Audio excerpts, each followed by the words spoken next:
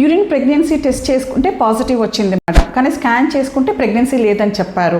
ఇది ఎలా? నమస్తే, నేను మీ డాక్టర్ పద్మలత యారాసి, మాతృత్వ ఫర్టిలిటీ సెంటర్ ప్రొద్దుటూరు.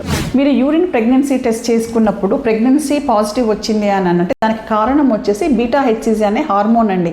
ఆ హార్మోన్ వాల్యూ 25 ఉంటే మీకు యూరిన్ ప్రెగ్నెన్సీ టెస్ట్ పాజిటివ్ వస్తుందన్నమాట.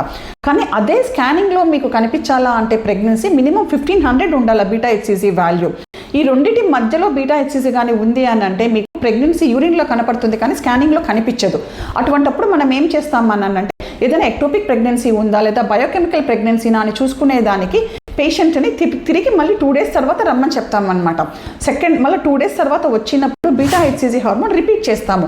రిపీట్ చేసినప్పుడు అది డబల్ అయి ఉండాలి. అంటే మనం ఫస్ట్ డోస్ చేసినప్పుడు 25 ఉంది అని అంటే 2 days తర్వాత అది 50 అయి ఉండాలి. అది 50 అయింది అని అంటే డెఫినెట్గా అది హెల్తీ ప్రెగ్నెన్సీ. సో ఒక 1 week తర్వాత రమ్మని చెప్తాం స్కాన్లో చూసుకునేదానికి. అలా కాలేదు, అది డబల్ అవ్వలేదు, 25 నుంచి 50 కాకుండా అది 13 14 ఉంది అని అనుకున్నప్పుడు మనం ఫస్ట్ ఆలోచించాల్సింది ఏమైనా ఎక్టోపిక్ ప్రెగ్నెన్సీనా లేదా బయోకెమికల్ ప్రెగ్నెన్సీ ఏదైనా ఉందా అని మనం ఆలోచించాలన్నమాట.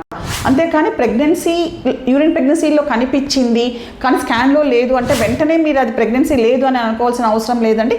ఒక 1 week 10 days వెయిట్ చేస్తే మనకు అర్థం అవుతుంది అనమాట ప్రెగ్నెన్సీ ఉందా లేదా అనేది. Thank you.